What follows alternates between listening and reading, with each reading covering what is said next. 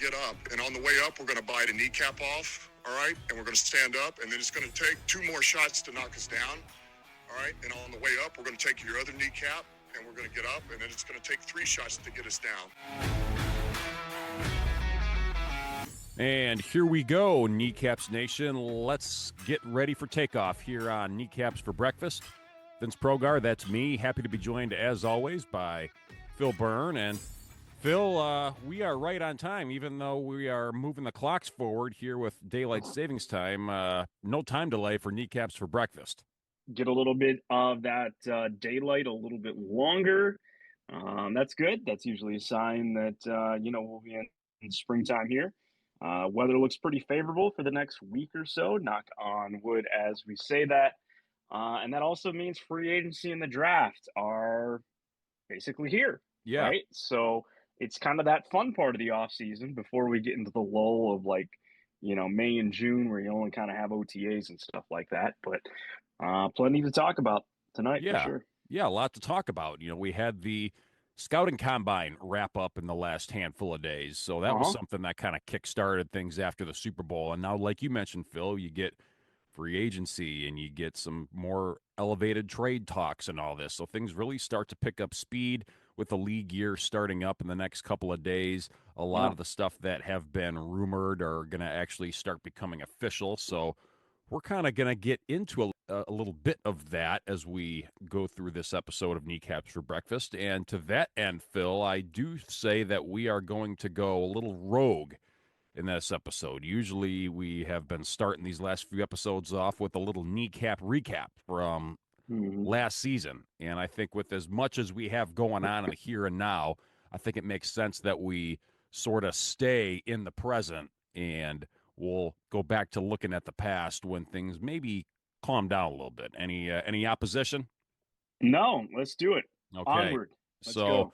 So here's what we do know. So we know that the edge rusher / defensive end market has been reset in the last few days. And we know that we all had our pie in the sky wish list of, hey, Max Crosby, come home to the state of Michigan and win some games instead of dying out there in Las Vegas. So he's always said that he's wanted to remain with the Raiders for life, but that was never without a few cryptic messages to go along with it to almost leave the door open the slightest of a crack.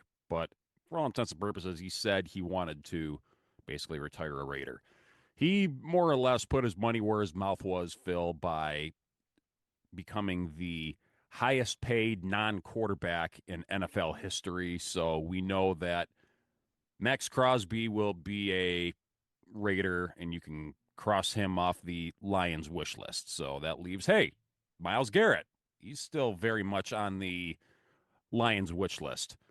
Well, about 24 hours later, somehow he had the biggest change of heart in the history of changes of heart and one-upped Max Crosby to now become the highest paid non-quarterback in NFL history. So you have two guys who are all worldly at their position, okay? And they have taken massive amounts of money to stay put at their more or less spinning their wheels in the mud franchises. So Garrett will be a Brown for years to come. Crosby will be a Raider for years to come. The Lions aren't going to get any of those guys. Neither will anybody else. So how does that make you feel, Phil, about the Lions' prospects moving forward as we start to get into free agency here? I kind of expected that this was going to be the path that would open up and the path that we would be kind of traveling down for a couple reasons. A, the Cleveland Browns are in salary cap hell because of Deshaun Watson. Adam Schefter has indicated that by all plans, they're going to take a quarterback at number 2, whether that's Cam Ward, whether that's Shedeur Sanders, whether they trade down. I don't know. It sounds like they're going quarterback, so they're going to get a quarterback in the draft.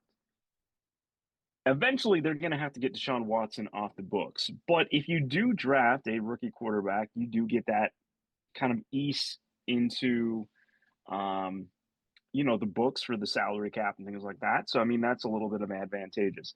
I think the Browns piece of this that's super strange to me was the fact that Browns owner Jimmy Haslam wasn't willing to meet with Garrett. I guess his ownership style is very, hands off, so to speak, but did not look to be a good look, quite frankly. And I was like, oh, well, maybe this is, you know, a sign that something's going to happen here. No, it went the other way, right? Uh, Max Crosby. This one is, a little more interesting, I guess, as far as just what they're doing out there in the desert. They bring in Pete Carroll. Um, we find out over the weekend that they trade for Geno Smith to be their quarterback. Whether that is for the foreseeable future, whether that's a stopgap. I think Geno Smith is 32. I want to say. Um, and he'll be a better option than they've had, for the last couple of years here. Um, that team's roster, though, is still putrid. They do not have enough players to compete.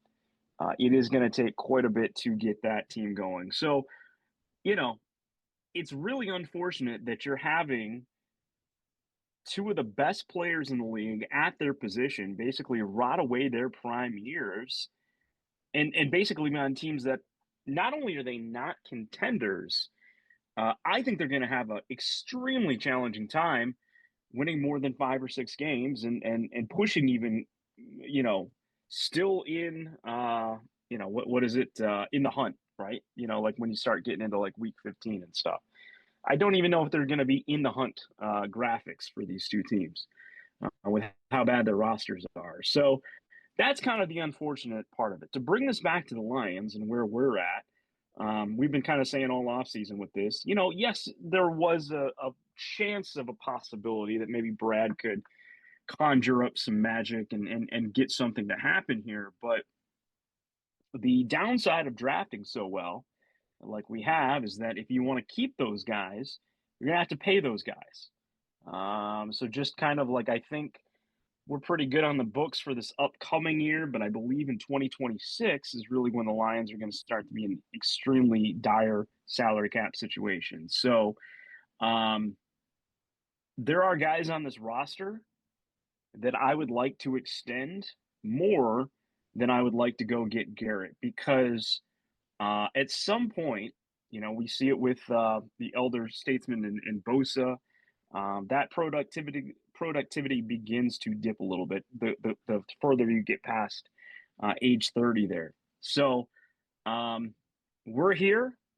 I think it just makes it more abundantly clear. I gave you my top five kind of Lions targets last week, even though my number one guy was not a defensive lineman. 4 out of the 5 guys that I looked at were defensive linemen for this very reason. So I think it just makes it a little bit more abundantly clear that that is where the Lions should look, with their first pick in the draft.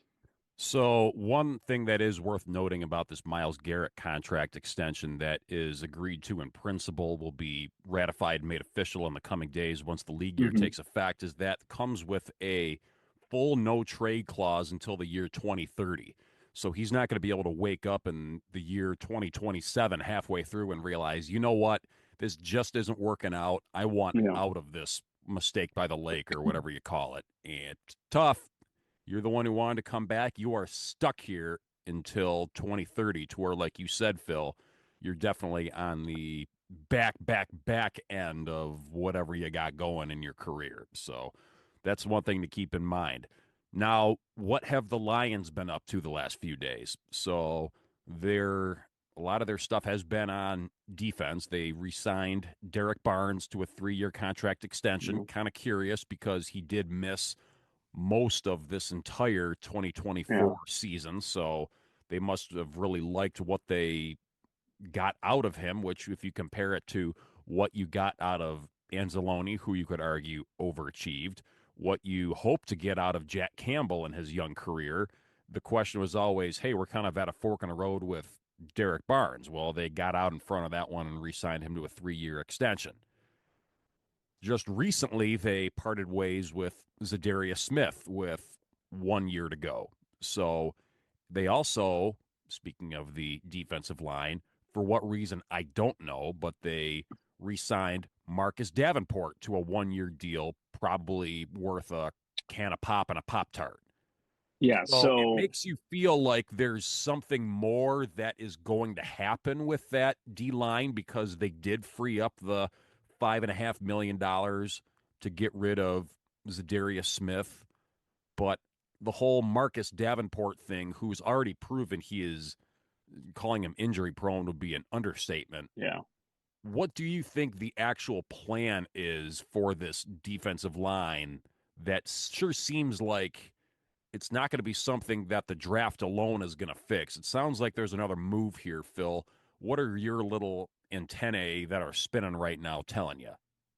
Look at what the Chargers had on defensive end last year, and I think one of those guys, whether Don't it's say it. Bosa, Don't yeah, say Bosa. or Khalil Mack. Khalil Mack is also a free agent and possibly on the move. I think they're going to get one of those guys. They'll have Davenport be a rotational piece, and I think again, kind of going back in my piece that I said, I think in the first round they're going to go draft an edge rusher. So there's a lot of guys to choose from. But yeah, I mean, again, if you're Brad Holmes, I think you have to make a move to get into the higher mid-round area of the first round here. I think with the way that this is going, I think there is going to be a talent, run on defensive ends at some point.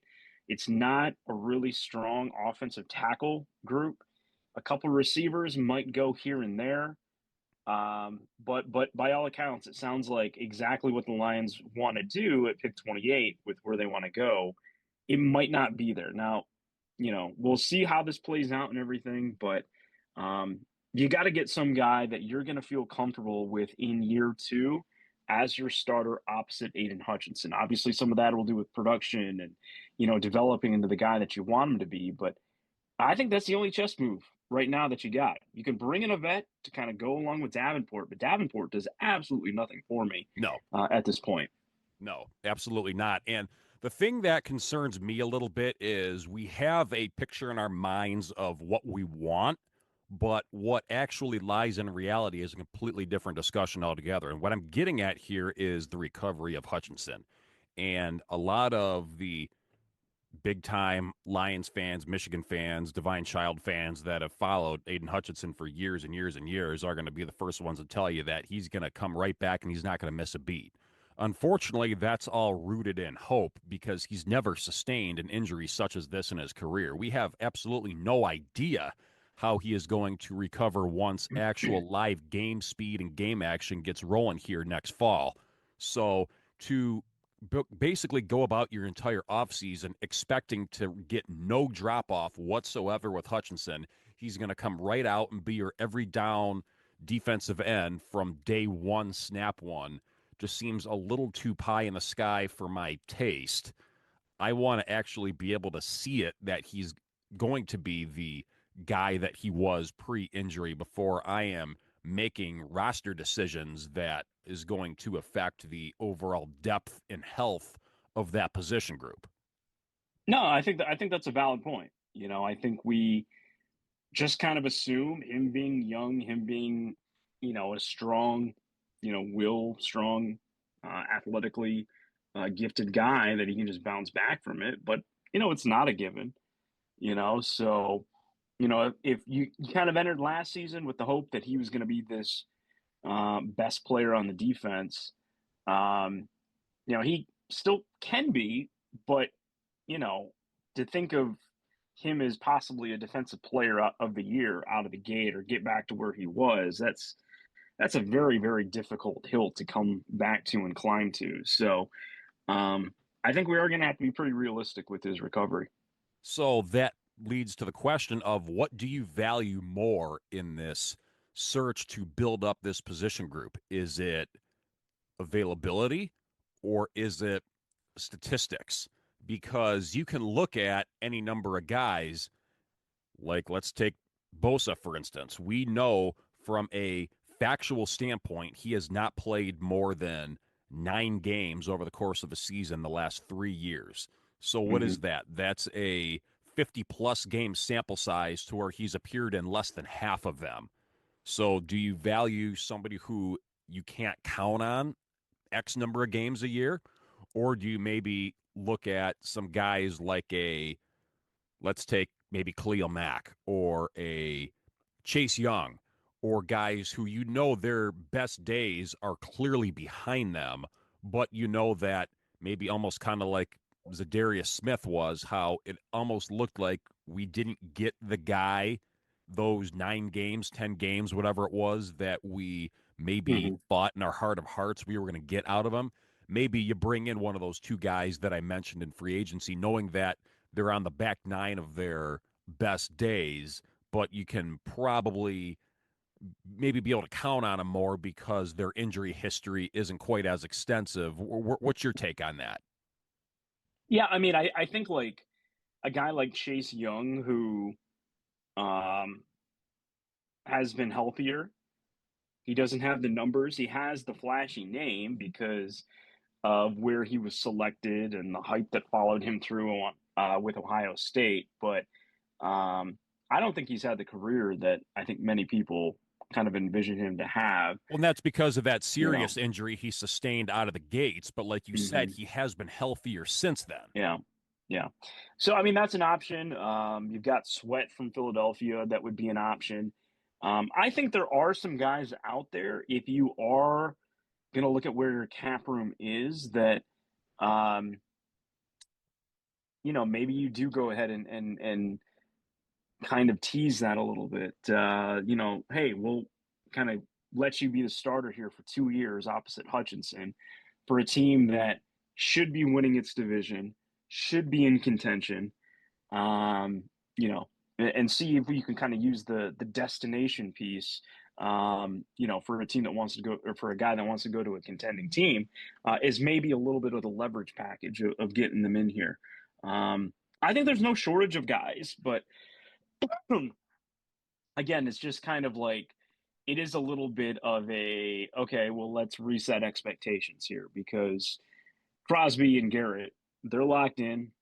It doesn't make a ton of sense that they would want to be locked in with those teams, but that's what they're doing. So, we're gonna have to see where Brad Holmes' creativity lets him go. But I truly think we are going to use a lot of assets this offseason on strengthening, maybe not in like name, but definitely in talent and in depth at that spot. What about from a leadership standpoint? I know a name that seems to have been a part of the NFL circle for years and years and years, and the guy is practically 40 years old. But you look at a guy like a Calais Campbell that's out there, who's again pushing 40 years old. He's been on a bunch of teams. He's a free agent this offseason. What do you say you bring in a guy like him to maybe stabilize things a little bit on that young defense with a new defensive coordinator? You think there's any value to maybe taking a flyer on a guy that's obviously long in the tooth, but maybe a guy that could help in other ways, especially as we're unsure of what Aleem McNeil's going to bring to the defensive tackle position this season? I mean, he is one of these guys that has managed to stay healthy, has been an awesome locker room presence. You know, I think he's played on some pretty bad teams as well. While we're kind of on that topic there, um, that would be a possibility. Again, you're looking at probably no more than like 3 million a year. For a guy like him, based on kind of what we're seeing with some of these contracts. So there's probably a little bit of wiggle room in the cap to go ahead and make that happen. You would get a little bit of stability. I think the biggest thing with him though is how much gas does he have left? Can he actually, if you put him in there, still get to the quarterback, still go ahead and produce? Because I don't want to, run this team like I'm playing in Madden and you're like, oh, this guy's still 75 overall because it's Calais Campbell. When in reality, it's like he's not the You're same basing guy it off the pedigree or the name than anything Yeah, tangible. exactly. Yeah, exactly. So moving away from the defensive line a little bit, another thing that is all but official at this point is the Lions moving on from Carlton Davis, which is not a gigantic surprise. He, by and large, when he was healthy, did what was expected of him a year ago. The issue was that he maintained his streak of years where he missed 4 or more games, and the games he missed last season Right. were some of the most important ones of the whole season. So the Lions seem to be moving away from Carlton Davis. So what that means, though, is you're looking at Terrion Arnold in his second year, to where I know he kind of got a little bit of a bad rap for the way things went. I'm not really blaming him too much, because I think a lot more was asked of him than what was probably fair. And you have a guy like Rakestraw, who's a complete question mark and unknown because he missed so much of last season injured. You've still got Robertson for another year, who is your ideal nickel corner. And I don't think, by and large, putting him as a man corner is really a recipe for sustained success. So the question, Phil, is what do you do with corner all of a sudden? I don't think, me personally, I don't think that going rookie corner again is the answer. No. I don't think rookie corner, second year corner with experience, second year corner with no experience is the route to take. What is kind of your thought about maybe how the Lions address the corner position, which was a year ago a position of perceived strength? Now all of a sudden it's a position where some depth is very much Yep. needed. 3 words for you: Darius Slay Jr. Bring him home. Bring him home. Get him on a cheap contract, probably less for what you would get for Carlton Davis. It's probably going to be his last year. He's been on the St. Brown Brothers podcast about saying he wants to come back to Detroit if the possibility is there. He just won in Philadelphia, so you know there's no ill will over there. Again, one of these guys, kind of like Calais Campbell, probably doesn't have a lot left in the gas tank, but fundamentally sound. I think would be a great presence for these 2 young corners in there with Amik Robertson. Is it necessarily ideal? No, probably not. But I think you could still get a good year out of Darius Slay in kind of a complementary role where, you don't want him to be your number one. I hate to say it, but our number one corner right now is Terrion Arnold, because I don't think, But again, is you that good draft enough, Phil? Is that good enough for a team who is clearly squarely in their Super Bowl window, where time is definitely of the essence? Is that just what Well, we as Lions fans are expected to accept at this point? I think it can be, because I think other pieces of this defense, if we are healthy, and again, I know that's the huge asterisk here, I think can help elevate these guys a little bit more. You look at the safeties, and I think Anzalone and Campbell, what they're able to do when healthy. You throw in a Barnes, and you even got Rodrigo in there a little bit. I think that would be okay. But I don't want to go crazy on bringing in like 3 vets, and then it's taken away developmental time from a guy like Ennis Rakestraw. Again, second round pick. You invested a pretty high pick into him. We got to get some sort of return on investment in him. The kid can play. Like, he was awesome at Missouri. Yeah, he's no Tease Um, Tabor. I mean, come on now. yeah, yeah. So, you know, uh, PTSD flashback to Yeah. my days in Gainesville there. But I think that's just, again, kind of where we stand with this team right now. But speaking of PTSD, and everything that you said, Phil, I agree with in principle. The issue is I'm still gun shy from last year. I've said all along that if you have a fundamentally solid defensive line that excels at getting to the quarterback and making the opposing quarterback's life miserable, what you have in the secondary does not need to be perfect. It barely even needs to be league average. The problem is that we had nowhere close to that level of acumen or performance from the defensive line a year ago. Some of it was our fault, some of it was just bad luck. But the issue is that it brought out every little bump and blemish and imperfection on that secondary and magnified it times 1,000. So unless we get, stealing another phrase of yours, that ROI off of the defensive line, yeah, it's going to be another tough go for a secondary that consists of a second-year corner, a second-year corner who's basically a rookie because he didn't play at Yeah. all, and an aging Darius Slay. So there's got to be that level of investment, wrapping a bow up in this thing before we move on to that defensive line. Yeah, again, I think you're going to go get a vet that is probably going to be your starting defensive end. I think Davenport is 100% a rotational piece. I think it was naive to think that he could start opposite Hutch going into last year. I think the market is going to show that there's going to be some vet who maybe has a year or two left that, wants to come to Detroit and start on this team. That's kind of the route we have. Now, listen, no one saw the Carlton Davis trade last year, right? That was something that just kind of came out of left field. There is always the possibility of a trade. And again, these are just names that we just don't know. We don't know who might be out there. But yeah, sort of after the developments here of free agency, it leaves a lot to be desired for. Certainly, I think you asked most Lions fans, I think they would have went with Zadarius Smith over Davenport. For sure. Maybe not looking at the cap figures and stuff like that, but so in a little bit of a pickle here, but this is why Brad Holmes has paid the big bucks, and he's been a pretty solid general manager to this point, is to kind of get us out of these things. But I guess that's kind of the mystery door. Is there a trade possibly lined up for some help? Yeah, We'll see. it just gets you feeling that there is something that is about to happen, minus the draft. It seems like something between now and then is going to happen. It seems like it's set up that way. I just need to see it because it seems that things are going a little bit too lax, if you will, for a team that, again, is squarely in their Super Bowl window and I feel like should be taking things a little bit more seriously or urgently. So we'll just have to see how it all shakes out. Let's take a look at the offense, Phil, because by and large, we're pretty well set at obviously the quarterback position, the running back position, the receiver position maybe could get a little bit of a fortification, but the roots to the receiving core are in good shape. Tight ends are in good shape. Maybe the O-line could get built up a little bit through free agency. What are some of the things that you're hearing about maybe some possible free agents the Lions could go after on offense?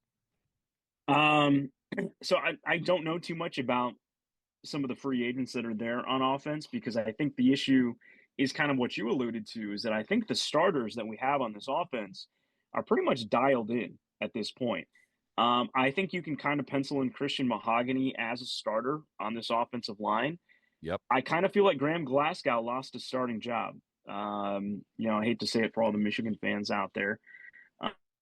Kevin Zeitler, I can't remember if his contract expired or not. Was he on a 1-year deal? I believe he was. Okay. Rumor has it that he could be a re-sign candidate. He is 35 years old, but yeah, he probably was one of our more consistent offensive linemen across the entire unit. So I think if he's interested in coming back and the Lions are willing to throw a few extra dollars his way, I'm sure they can work something out. So that way you've got Decker, Mahogany, Ragnow, whatever he can give you at center, Zeitler, and Sewell. So one thing I would possibly look into on offense is this draft in probably like the 4th or 5th rounds. I think you can get a taller receiver, kind of in the Tim Patrick mold, for cheap, if you really wanted to go that route. Running back, I think we're set on. If for some reason we do trade out of the first round, we trade back instead of trading up. This draft class has a lot of tackles that are probably going to be better off as guards. So there could be a lot of interior offensive linemen going kind of high in this draft, which is kind of unusual to see.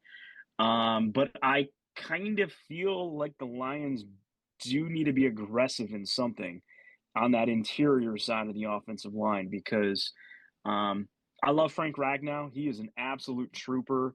Like, what he has put his body through, I think it is completely unrealistic to think that he can continue to do that for another 2 to 3 years. I'm the not man saying has an inoperable toe. Let that sink in. Inoperable toe. Yeah. Read my lips. Moving. Yeah. So, that's kind of where we're at right now. There are always going to be guys in free agency, and in trades. The Chicago Bears, got a Jonah Jackson in a trade. with And the Joe Rams Tooney also, already, right? and Joe Tooney. Yep. So maybe they won't be looking, offensive line with pick 10 in the draft. But if I were the Lions, again, we've kind of talked on this all off season so far. Um, Edge rusher, probably some additional help in the secondary at corner. And then I think the next piece that we need some additional help on is on the interior of the offensive line. Last point I want to make before the league year starts, and I know this has been hinted at various points. There's not a whole lot of sizzle to it, but worth at least asking the question based on the personnel on the field and in the front office. Do you think a trade for Cooper Kupp ever comes to pass? Well, isn't he a free agent? I thought he was still under contract with the Rams, but they were looking to shop him in a trade. Oh, I could see it. There is the familiarity with Goff, with Brad Holmes. Um, I'm, you know, I guess he could really be quite good opposite Amon-Ra St. Brown. It will allow you to kind of put JMO a little bit more into the slot and maybe kind of go up against, linebackers and safeties here a little bit. I wouldn't be opposed to it.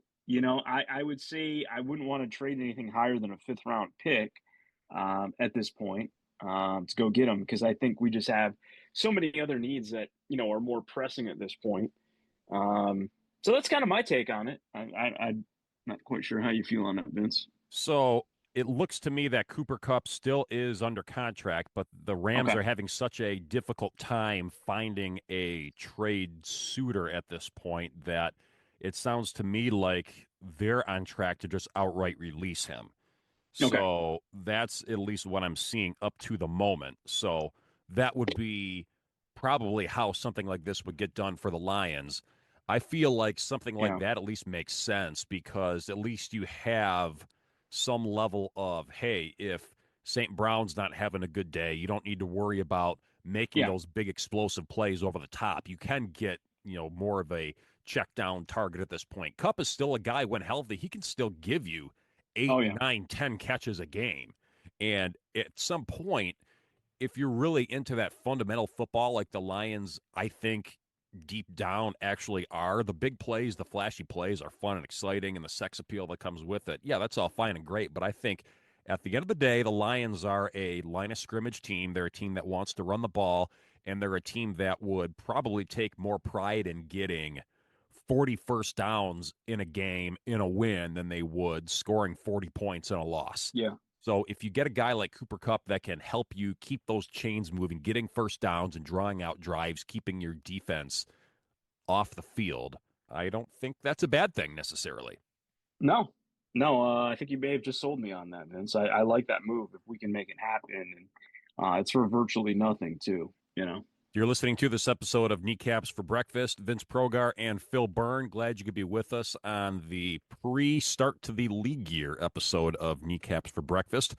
We appreciate you being along for the ride, and we appreciate you bearing through with me as I've been fighting a little something these past few days, as I'm sure you can hear in my voice. But Kneecaps for Breakfast does not take any days off, or weeks off, I should say. So we really don't take any days off either because we're Lions fans 365 days a year.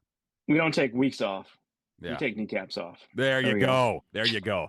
See, I set you up and you hit the volleyball kill, as it were. So Modern Rock 91.5. No, yeah, just yeah, there we go. yeah. There you go. Blast from the past. 15 years ago.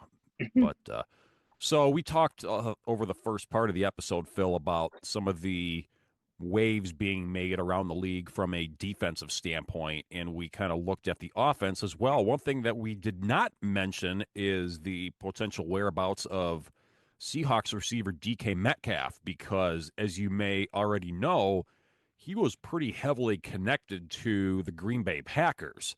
So not only would we keep him in the NFC, we'd then have to see him at least twice a year within the division. But it sounds like, Phil, he's going to be going to the Pittsburgh Steelers. So we get Myles Garrett to stay in the AFC. Max Crosby to stay in the AFC, DK Metcalf going to the AFC. So I guess if the Lions aren't going to be in on any of these guys that are on the move, at least let's keep them as far away from the Lions' schedule as possible. Yeah, and what are the Seahawks doing, right? They're just in a full-on reset at this point. You'd You think know, with a new head yeah, coach, they would have did it a year ago.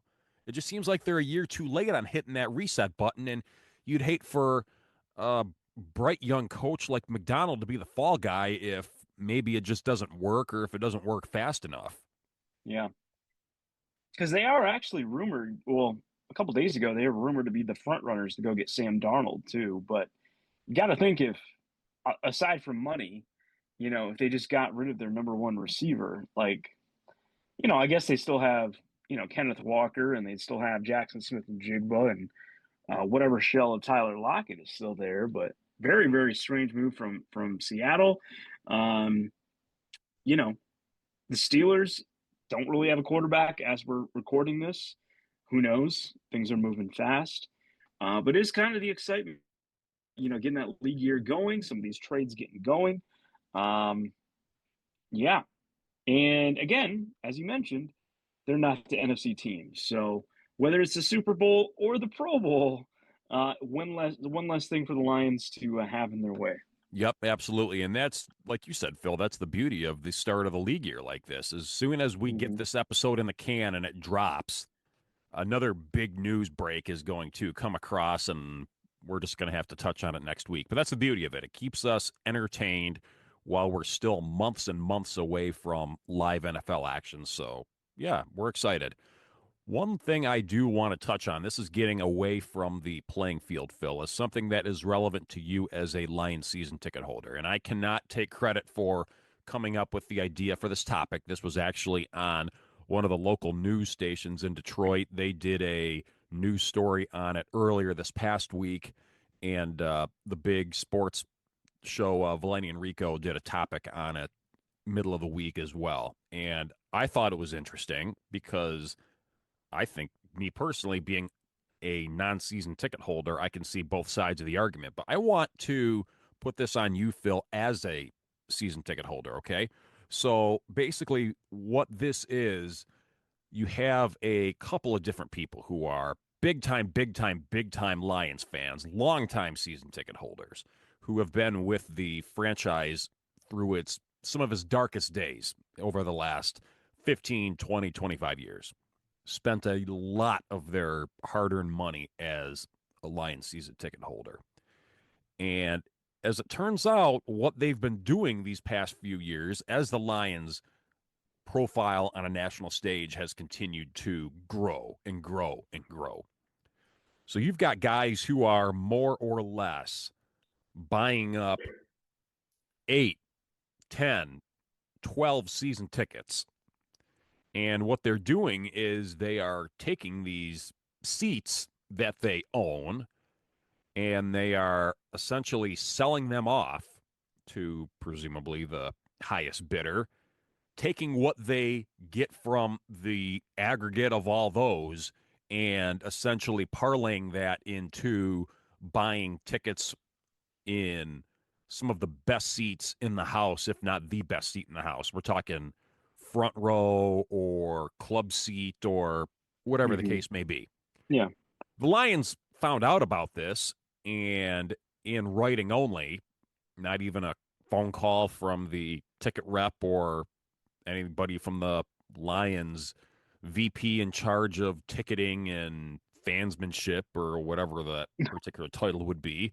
They just sent them a letter in the mail and said, your season tickets have been revoked, and thanks for being a Lions fan. So I want to know from you, Phil, did these guys who got their season tickets revoked for maybe some uber capitalistic for self-gain Yeah. practices, did the Lions kind of do them dirty? Or as a season ticket holder yourself, do you think the Lions were justified in doing what they did, how they did it? Well, I think the big thing here is there is a massive demand for these tickets. I think that goes without saying. Um, the secondary market is massive. We've seen what the prices for some of these games go, and then also the wait list to just join and get the hope that maybe you'll get a call, maybe you'll get an email where you can go ahead and figure out what a deposit would be and kind of move forward that way in terms of getting tickets. That has only skyrocketed, here in the last couple of years. I'll let you know my story a little bit. So, obviously my dad had season tickets for a long time, gave them up like, when I went to college or so. And then in 2021, I went on three tickets with my brother, and really, got in at a good time. Tickets were cheap, expectations were low. It was straight out of Matt Patricia and into Dan Campbell. We got in at the right time, right? Um, the expectation was told to us that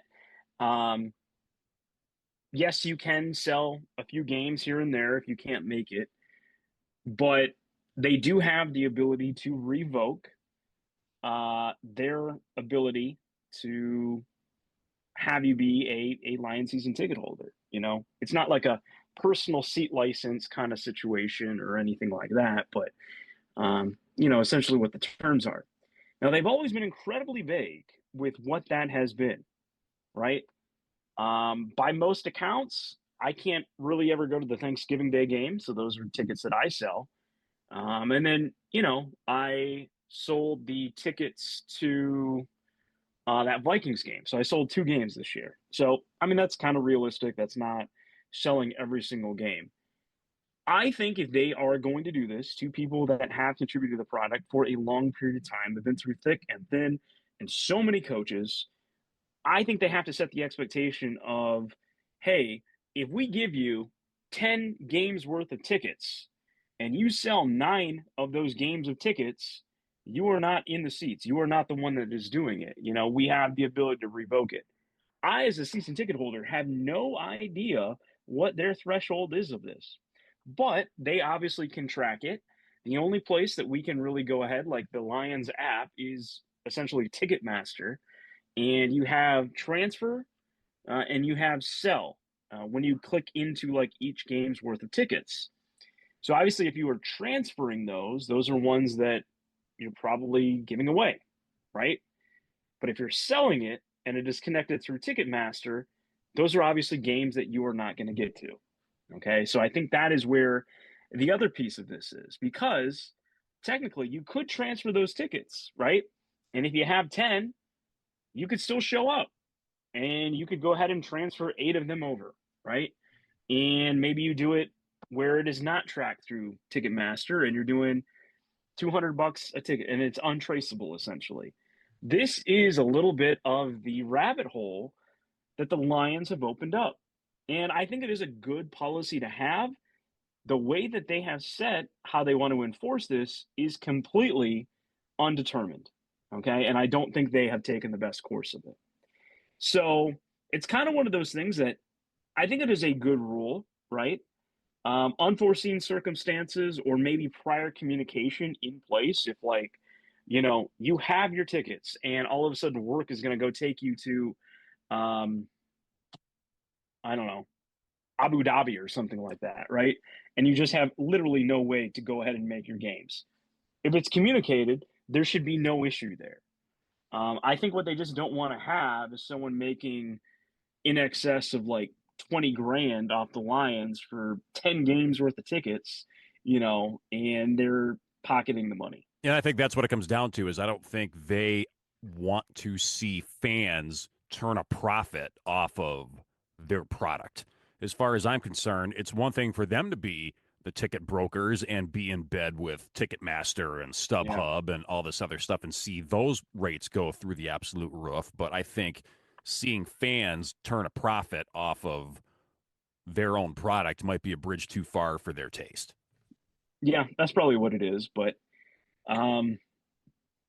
again, I heard about a couple people at work that, had this happen to them as well.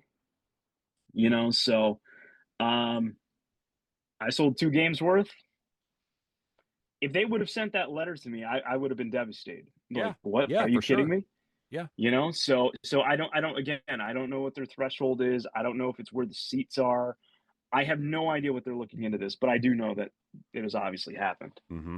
So something to keep track of if Yeah. there winds up being a revision to the policy or more clarity that's given on the policy as we move forward. I'm not sure, like you said, Phil, what the threshold is or what the actual regulation is. It just seems like Yeah. they're empowered as the organization to be able to come down from on high and make Mhm. decisions that they find to be in the best interest of their franchise. So kind of curious to know what your thoughts were, Phil, with you being a season ticket holder. And I mean, again, I see both sides of it. I know, as we said a minute ago, what the demand is like for these tickets, and you have people out there who are just dying to even get in the door. And then you look back at what the tickets to the Commanders playoff game was like, and it was almost like, unless you're celebrity status, you're not getting in that. You're not getting in through those turnstiles. So No.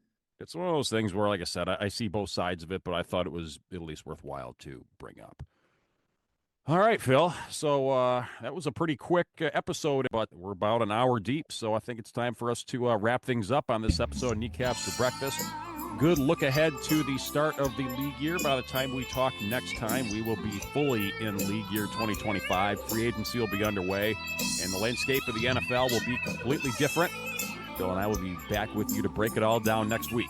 For Phil Byrne across the way, Vince Progar saying good morning, go Lions, forward down the field, over and out.